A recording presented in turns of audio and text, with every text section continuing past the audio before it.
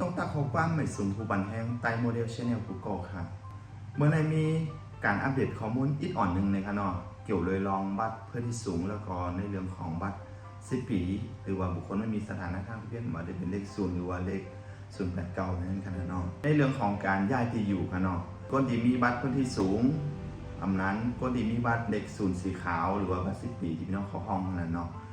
หรือทั้งไทยที่เขาห้องว่าบัตรบุคคลไม่มีสถานะทางทะเบียนนะครับเนาะเหมือนเรื่องไหนฮะแล้วก็บัตรพื้นที่สูงเรื่องไหนฮะแต่มีข้อมูลมาอัปเดตอีกนึงก็เกี่ยวเลยลองของการย้ายที่อยู่นั่นขนาดเนาะว่าต้องย้ายเขาในทะเบียนบ้านของคนไทยอย่างเดียวหรือว่าเขาในทะเบียนบ้านของใบครอบครัวหรือว่าเขาในทะเบียนบ้านของคนที่มีทะเบียนบ้านสีเหลืองนั่นขนาดเนาะกำไรเข้ามาตัวจำกันเนาะก็เหมือนเดี๋ยวนี้ก็มีการอัปเดตอีกนึงก็คือว่าพอเขาเตะย้ายใบครอบครัวนั่นขนาดเนาะคนที่มีบัตรพื้นที่สูงเนาะเพราะเขาตีใหญ่ใบครอบครัวแทงอันนึงกับเขาใบครอบครัวแทงอันนึงอันนี้คือว่าเปิ้นก็มาใครคือใหญ่เขาในใบครอบครัวเหมือนกันนั่นเนาะก็เปิ้ลอย่างไหนก็เปิ้ลว่าใบครอบครัวในมันเป็นบ้านเลขที่ที่มันทับช่อหรือว่าเป็นทับพ่อที่เป็นบุคคลบนพื้นที่สูงหรือว่าชุมชนบนพื้นที่สูงที่ไหนนั่นเนาะมันมีทะเบียนบ้านเป็นหลังเต้เนี่ยเนาะมันเป็นการสำรวจแบบเมื่อก่อน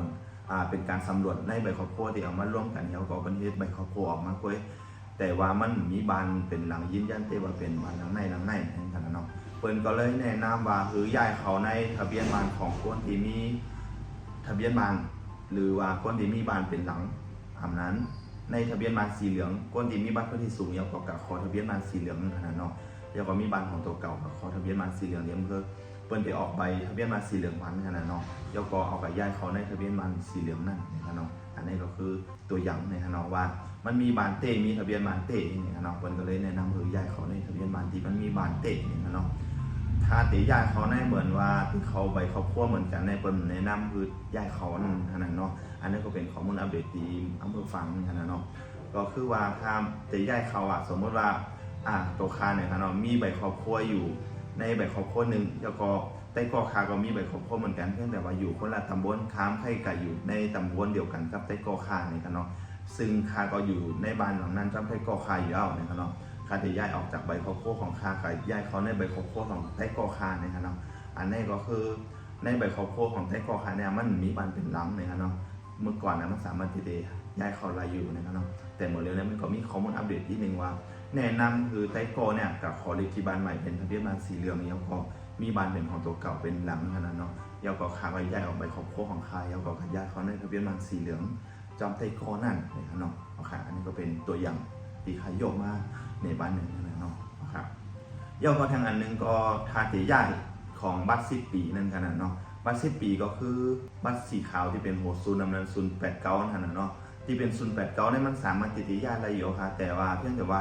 ที่เป็นบัตรศูนย์ทั่วไปที่เขาเฮ็ดหมดแล้วนั่นขนาดเนาะมันแล้วแต่ว่ามันต้องเฮ็ดมา5 ปีหรือว่าเฮ็ดมาในเขาตั้งก็คือมันคือได้ย้ายอะไรแล้วแต่ลูกเปิ้นทางกรรมนี่ครับเนาะค่ะอันนี้ก็คือสามารถที่จะย้ายเขาตีเป็นทะเบียนบ้านคนไทยทะเบียนบ้านนายจ้างทะเบียนบ้านสีเหลืองไรแต่ว่าถ้าจะย้ายเขาในใบครอบครัวจำบัตรพื้นที่สูงแน่เปิ้นก็แนะนำย้ายเขาในขณะเนาะก็อย่างตัวอย่างที่เขายกมาเมื่อกี้ก็คือว่าทะเบียนบ้านใบครอบครัวเนี่ยมันมีบ้านเป็นหลังมันเป็นการสำรวจเมื่อปีสมัยนั้นที่นั่นขนาดเนาะค่ะอันนี้ก็เป็นข้อมูลอัปเดตอีกนึงในขณะเกี่ยวเลยเรื่องการย้ายที่อยู่ของบัตรพื้นที่สูงแล้วก็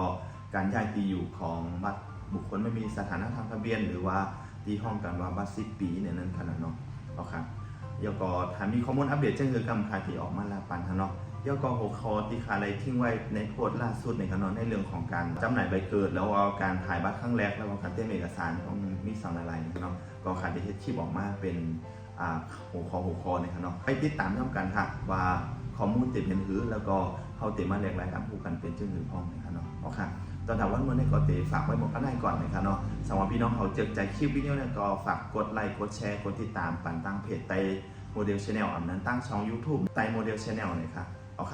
ตอนถามว่าเมื่อในเขาใจหนุ่มตีย่อมกาดขวัญนะคะเนาะไม่ซุ้มกูก็ค่ะ